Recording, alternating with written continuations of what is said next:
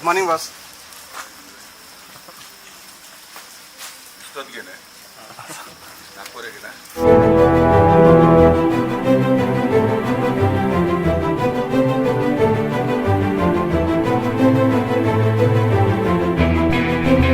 ಸರಿ. Good morning. ಇದರ Darshan actually road ಮೇಲಿದ್ದಾಗ ಎಲ್ಲರೂ ನೋಡಿದ್ದಾರೆ ದರ್ಶನ್ ಏನೇನು ಮಾಡ್ತಾನೆ, ಎಲ್ಲೋ ಹೋಗ್ತಾನೆ, ಬರ್ತಾನೆ ಅಂತ. ಒಳಗಡೆ ಬಂದಮೇಲೆ ದರ್ಶನ್ ರೋಟೀನ್ ಏನು ಅಂತ ಸುಮಾರು ಜನಕ್ಕೆ ಗೊತ್ತಿಲ್ಲ. ಸೊ ಅದೊಂದು ತಿಳಿಸೋದಕ್ಕೆ ಹಾಗೇನೆ ಕೆಲಸ ಶುರು. ಇವತ್ತಿಂದ 2 ವರ್ಷ ಆಗಿದೆ ಕೆಲಸ ಶುರು ಮಾಡೋದಕ್ಕೆ ನಮ್ಮದೇನು ಪ್ರಿಪರೇಷನ್ಸ್ ಇರುತ್ತೆ ಇದಿಷ್ಟು ನಿಮ್ಗಳಿಗೂ ಗೊತ್ತಾಗಲಿ. ಯಾಕಂದರೆ ದೂರದ ಬೆಟ್ಟ ನುಣ್ಣಿಗೆ ಏನೋ ಎಲ್ಲರೂ ಏನೋ ಕೊಟ್ಟಿರ್ತಾರೆ ಅಂದರೆ ಸಾರುಗಳು ಬಿಡಮ್ಮ ಅವ್ರಿಗೇನೆಲ್ಲ ಕೊಡ್ತಾರೆ ಅಂತ. ಏನೇ ಸ್ಟಾರ್ಟ್ ಅಂದಿದ್ರು, ಏನೇ ಉಪಕಾರವಿದ್ರು, ಎಷ್ಟೇ ಲಕ್ಷ ದುಡಿದ್ರು ಆ ಕೆಲಸಕ್ಕೆ ಕೊಡೋ ಒಂದು ರೆಸ್ಪೆಕ್ಟ್, ಅದು ಯಾರೇ ಆಗ್ಬೋದು, ಯಾವುದೇ ಕೆಲಸ ಆಗ್ಬೋದು. ನನಗೆ ಇದನ್ನು ಮಾತ್ರ ಅಂತ ಹೇಳ್ತಾ ಯಾವುದೇ ಕೆಲಸ ತುಂಬ ಶ್ರದ್ಧೆಯಿಂದ ಮನಸ್ಸಿಟ್ಟು ಆ ಕೆಲಸ ಮಾಡಿದ್ರೆ ಖಂಡಿತ ಅದು ಫಲ ಕೊಡ್ತಾನೆ ಹೋಗುತ್ತೆ. ಸೊ ಇವತ್ತೆಲ್ಲ ಬಂದ್ಬಿಟ್ಟಿದೆ ನಿಮಗೆ, ಓಕೆ ಇಲ್ಲೆಲ್ಲ ನಾನು ಹೆಂಗೆ ಮಾಡೋ ನಡೀತದೆ. ಇವತ್ತು ಬಂದಿದೆ ಅಂದ ತಕ್ಷಣ ಇನ್ನೂ ಜಾಸ್ತಿ ರೆಸ್ಪಾನ್ಸಿಬಿಲಿಟಿ ಜಾಸ್ತಿ ಆಗಿದೆ. ಸೊ ಅದಕ್ಕೆ ಏನೇನು ಮಾಡ್ತೀವಿ ನಾವೇನು ಪ್ರಿಪೇರ್ ಆಗ್ತೀವಿ.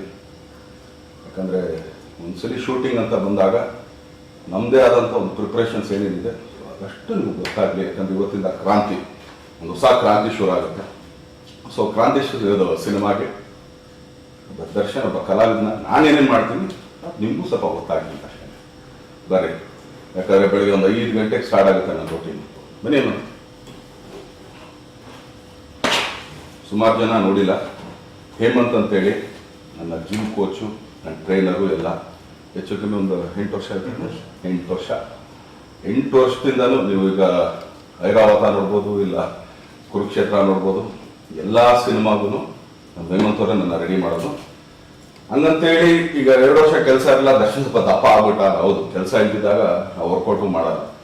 ಈಗ ಲಾಕ್ಡೌನ್ ಟೈಮಲ್ಲಿ ಆಲ್ಮೋಸ್ಟ್ 1 ವರ್ಷ ಬಿಟ್ಬಿಟ್ಟಿದ್ದು, 1.5 ವರ್ಷ ಆಫ್ ಆ್ಯಂಡ್ ಆನ್ ಮೂಡ್ ಬಂದಾಗ ಮಾಡ್ತಿದ್ವಿ, ಇಲ್ಲಾಂದ್ರೆ ಎಲ್ಲರೂ ನೋಡೋಣ ಅಂತ ಅಂದ್ಬಿಟ್ಟು. ಯಾಕಂದರೆ ಲಾಕ್ಡೌನ್ ಎಲ್ರಿಗೂ ಒಂದೊಂದು ಪಾಠ ಕಲಿಸ್ಕೊಡ್ತು. ಹಾಗೇನೆ ನಾವು ವರ್ಕೌಟ್ ಅಂದಾಗ ನಾವು ಅದಕ್ಕೆ ಆದಂಥ ಒಂದು ಪ್ರಿಪ್ರೇಷನಲ್ಲಿ ಇರ್ತೀವಿ, ಮೈಯೆಲ್ಲ ದಂಡಿಸ್ತೀವಿ, ಮೈಗೂ ಸ್ವಲ್ಪ ರೆಸ್ಟ್ ಬೇಕಾಗುತ್ತೆ. ಸೊ ರೆಸ್ಟ್ ಅಂದಾಗ ಸ್ವಲ್ಪ ಹಿಂಗಿರ್ತೀವಿ, ಪುನಃ ಕೆಲಸ ಅಂದಾಗ ಹಿಂಗೆ ಆಗ್ತೀವಿ. ಸೊ ಈ ಥರ ಬಂದಿದ್ದು. ಸೊ ಬೆಳಗ್ಗೆ ಪಾಪ ಹೇಮಂತವ್ರು 5 ಗಂಟೆಗೆ ಶಾರ್ಪ್ ಇಲ್ಲಿರ್ತಾರೆ.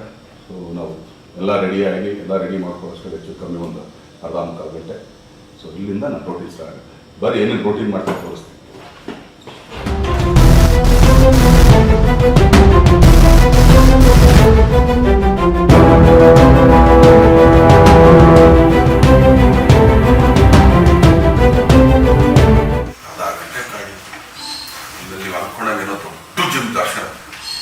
ಸರ್ವೇ ಸಾಮಾನ್ಯ ನಮ್ಮನ್ನು ವರ್ಕೌಟ್ ಮಾಡೋಕ್ಕೆ ಇರಿಸ್ಬೇಕು ಅಷ್ಟಕ್ಕೆ ರೆಡಿ ಮಾಡ್ಕೊಂಡಿದ್ದೀನಿ ಅಷ್ಟೇ. ಬರೀ ಎನರ್ಜಿ ಡ್ರಿಂಕ್ ಅಷ್ಟೇ. ಯಾಕಂದ್ರೆ ಇಷ್ಟು ಟ್ರೈನ್ ಔಟ್ ಅಂದಾಗ ಸ್ವಲ್ಪ ನೀರು ಹೋಗ್ತದೆ, ಸ್ವಲ್ಪ ಆ್ಯಕ್ಚುಲಿ ಪುಷ್ ಸಿಗುತ್ತೆ ಅಷ್ಟೇ.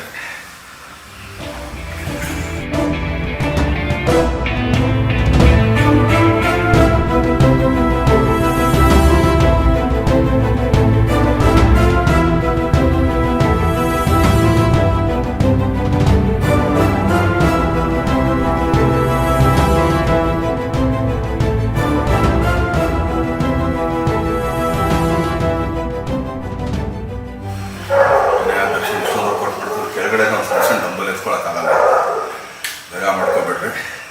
ನಂದಾಗಲೇ ಬ್ಯಾಕ್ L4 L5 2 ಹೋಗ್ಬಿಟ್ಟಿದೆ. ಕೆಳಗಡೆಯಿಂದ 1 kg ಎತ್ತಿದ್ರು ಮುಗೀತು ನನ್ನ ಕತೆ. ಸೊ ಅದಕ್ಕೆ ಅವ್ರು ಸ್ವಲ್ಪ ಇದು ಕೊಡ್ತಾರೆ, ವರ್ಕೌಟ್ ಮುಗಿಸಿ ಮತ್ತೆ ಅವ್ರು ಕೈಗೆ ಕೊಟ್ಬಿಡ್ತೀವಿ. ಅನ್ಯತಾ ಭಾವಿಸ್ಬಾರ್ದು. ಆಮೇಲೆ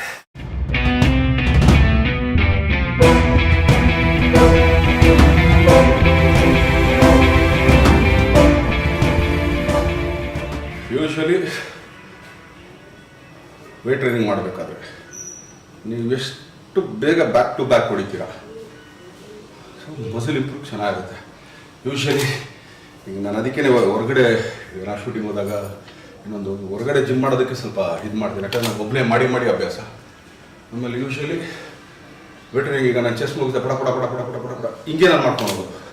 ಸೊ ಪಾಪ ಬೇರೆಯವ್ರಿಗೆ ಸ್ವಲ್ಪ ತೊಂದರೆ ಆಗುತ್ತೆ. ಅದಕ್ಕೆ ಸ್ವಲ್ಪ ಹೊರಗಡೆ ಕಮ್ಮಿ ನಾನು ಮಾಡೋದು. ಜಿಮ್ ಅಂದ ತಕ್ಷಣ ತುಂಬ ಮಲ್ಟಿ ಜಿಮ್ಮು ಅದು ಇದು ಆಫ್ಕೋರ್ಸ್ ಈಗೆಲ್ಲ ಸ್ವಲ್ಪ ಚೇಂಜ್ ಆಗಿದೆ.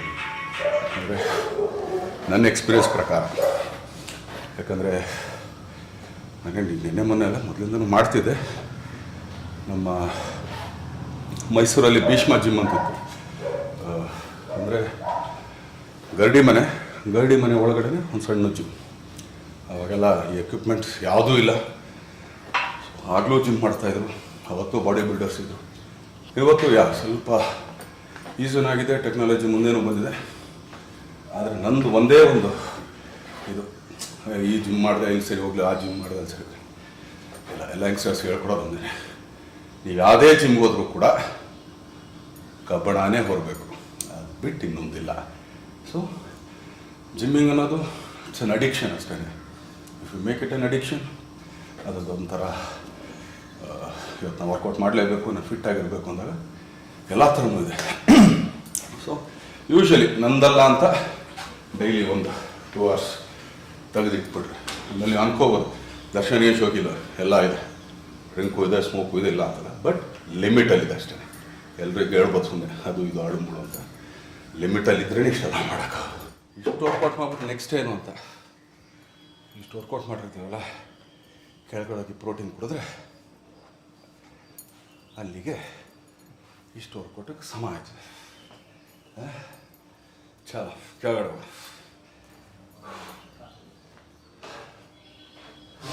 5 ಗಂಟೆಯಿಂದ 7:30 ಇಷ್ಟು ಪ್ರೋಟೀನ್ ಆಯಿತು. ಇನ್ನೊಂದು 1/4 ಗಂಟೆ ಸ್ನಾನಕ್ಕೆ ಹೋಗಿ ಬರ್ತೀನಿ. ಆಮೇಲೆ ಇಲ್ಲಿಂದ ನ್ಯೂ ವೆಂಚರ್ ಕ್ರಾಂತಿಗೆ ಎಲ್ಲರೂ ಸೇರಿ ಕ್ರಾಂತಿ ಆಡ್ಕೊಂಡು ರೆಡಿ ಆಗಿ ಚಲೋ.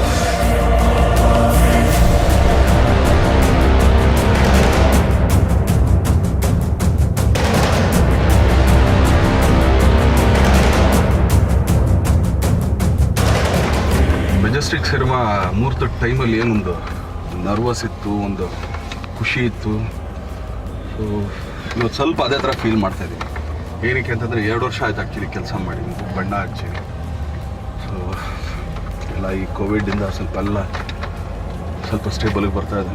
ಸೊ ಇವತ್ತಿಂದ ಕ್ರಾಂತಿ ಸಿನಿಮಾ ಸಮಾಜದ ಕಳಕಳಿ ಇಟ್ಕೊಂಡು, ಅದು ಆಡಂಬರ ಇಲ್ಲದೇ ಇವತ್ತಿನ ಒಂದು ಹೊಸ ಕ್ರಾಂತಿ.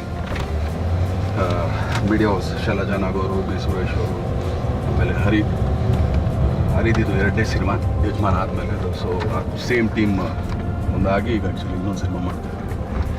ಬರ್ರಿ, ಇನ್ನೂ ಕ್ರಾಂತಿಗೆ ಆ್ಯಕ್ಚುಲಿ ಈಗ ಹೊಡ್ತಾ ಇದ್ದೀವಿ. ಯೂಶ್ವಲಿ ನಂದು ಮನೆಯಿಂದ ಪೂಜೆ ಮುಗಿಸಿ ಗಾಡಿ ಹತ್ತದ ಮೇಲೆ ಇಲ್ಲೊಂದು ವೆಂಕಟೇಶ್ವರ ದೇವಸ್ಥಾನ ಇದೆ, ಅದೇನೋ ಗೊತ್ತಿಲ್ಲ ನನಗೆ. ನಾವು JP ನಗರ್ 6th ಫೇಸಿಗೆ ಬಂದಾಗಲೂ ಮನೆ ಪಕ್ಕದಲ್ಲಿ ಒಂದು ವೆಂಕಟೇಶ್ವರ ದೇವಸ್ಥಾನ. ಅದಾದಮೇಲೆ ನಾವು BTM ಲೇಔಟಿಗೆ ನಾನು ಶಿಫ್ಟ್ ಆದಾಗ ಅಲ್ಲೂ ಪಕ್ಕದಲ್ಲಿ ಒಂದು ವೆಂಕಟೇಶ್ವರ ದೇವಸ್ಥಾನ. ಈಗ RR ನಗರಕ್ಕೆ ಬಂದಿದ್ವಿ, ಇಲ್ಲೂ ಒಂದು ವೆಂಕಟೇಶ್ವರ ದೇವಸ್ಥಾನ, ಅದೇನೋ ಒಂದು ಇದಿದೆ ಆ್ಯಕ್ಚುಲಿ. ಸೊ ಒಂದು ರೌಂಡ್ ಹೋಗ್ಬಿಟ್ಟು ಒಂದು ಸಲ ಮಾಡಿಬಿಟ್ಟು ಆಮೇಲೆ ಎಲ್ಲರೂ ಅನ್ಕೋಬೋದೇ ಅಂತ ದರ್ಶನ ಆಗ್ತಿದ್ವಿ. ಇವತ್ತು ಎಲ್ಲ ಮಾಡ್ತೀವಿ. ತುಂಬ ಮೂಢನಂಬಿಕೆ ಮಾಡಲ್ಲ, ದೇವ್ರಿಗೆ ಅಷ್ಟೇ. ಎಲ್ಲರೂ ಒಳ್ಳೇದು ಮಾಡಪ್ಪ, ಎಲ್ರಿಗೂ ಚೆನ್ನಾಗಿಡಪ್ಪ. ನನಗೆ ಯಾರ್ಯಾರು ಹೊಟ್ಟೆ ಹಸ್ಕೊಂಡು ಮನಗಿದಾರೋ ಅದೆಲ್ಲರಿಗೂ ಹೊಟ್ಟೆ ತುಂಬ ಊಟ ಕೊಡಪ್ಪ ಅಂತ ಅಷ್ಟೇ ಕೇಳ್ಕೊಳ್ತೀನಿ. ನೀನು ಕೇಳ್ಕೊಳಲ್ಲ ಎಕ್ಸ್ಟ್ರಾ.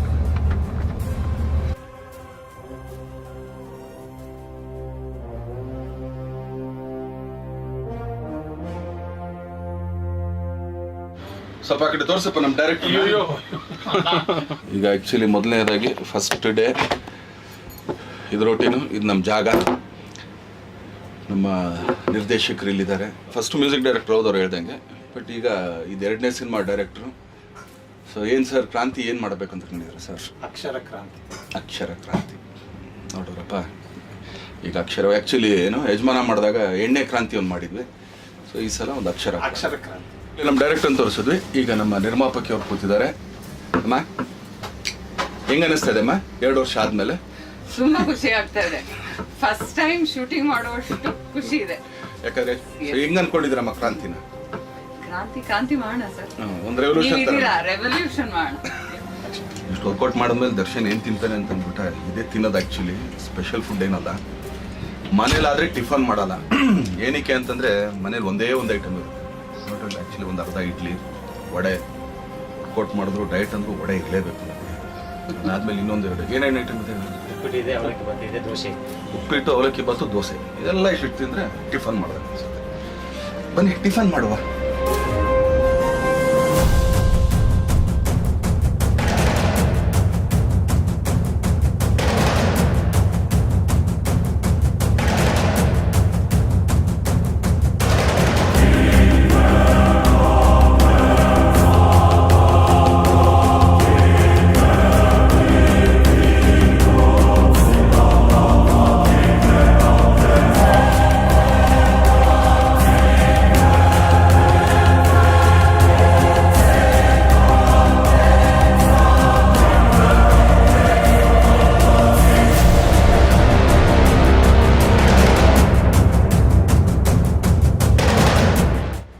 ಆವಾಗಲೇ ಆ್ಯಕ್ಚುಲಿ ಡೈರೆಕ್ಟ್ರು ಪರಿಚಯ ಮಾಡಿಸಿದ್ವಿ, ಆಮೇಲೆ ನಿರ್ಮಾಪಕರು ಪರಿಚಯ ಮಾಡಿಸಿದ್ವಿ. ಈಗ ನಮ್ಮ ನಾಯಕ ನಟಿಯವರು ಬಂದಿದ್ದಾರೆ, ರಚಿತಾ ರಾಮ್ ಅವರು. ಒಫಿಷಿಯಲ್ ಕನ್ಫರ್ಮೇಶನ್ ಇದು. ಫಸ್ಟ್ ಟೈಮ್ ಮ್ಯಾನಿಟಲ್ ಬಂದು ಕುತ್ಕೊಂಡು ಈ ತರ ಒಂದು ಇಂಟರ್ವ್ಯೂ ಮಾಡಿದ್ರು, ಇದೇ ಒಂದು ಖುಷಿ ನನಗೆ. ಒಂಥರ ನನ್ನ ಸಿನಿಮಾನೇ, ಬಟ್ ನಾನು ಕ್ಯಾಮ್ರಾ ಹಿಂದೆ ಇರ್ತೀನಿ. ಅವಾಗ ಬಂದು ಹೋಗ್ತೀನಿ, ಸೆಟ್ಟಿಗೆ ಬರ್ತೀನಿ. ಪ್ರೊಡ್ಯೂಸರ್ಗೆ ಸ್ವಲ್ಪ ಹಿಂಸೆ ಇಡ್ಬೋದು, ಖಂಡಿತ ಡೈರೆಕ್ಟರ್ಗೆ ಇಡ್ಬೋದು. ಖಂಡಿತ ಸರಿಗೆ ಇಡ್ಬೋದು. ಮತ್ತೆ ಡೈರೆಕ್ಟರ್ ಸರ್, ಪ್ರೊಡ್ಯೂಸರ್ ಮೇಡಮ್, ನಮ್ಮ ಅಣ್ಣನಿಗೆ ತುಂಬಾನೇ ಕಷ್ಟ ಕೊಟ್ಟರು. ನಾನು ಬಂದು ಕಿಡ್ನಾಪ್ ಮಾಡ್ಕೊಂಡು ಹೋಗ್ತಾ ಇರ್ತೀನಿ. ನಮಗೆ ಇದೊಂದು ಕಂಡೀಷನ್.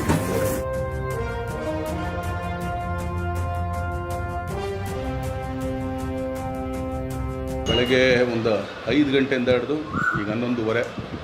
ಸೊ ಇವತ್ತಿನ ಒಂದು ಕೆಲಸ ನಂದು ಏನೇನಿದೆ ಎಲ್ಲ ತೋರಿಸಿದ್ದೀನಿ. ಇವತ್ತು ಮುಹೂರ್ತಾಗಿದ್ದಕ್ಕೆ ಬರೀ ಇಷ್ಟಕ್ಕೆ ಮುಗ್ದಿದೆ.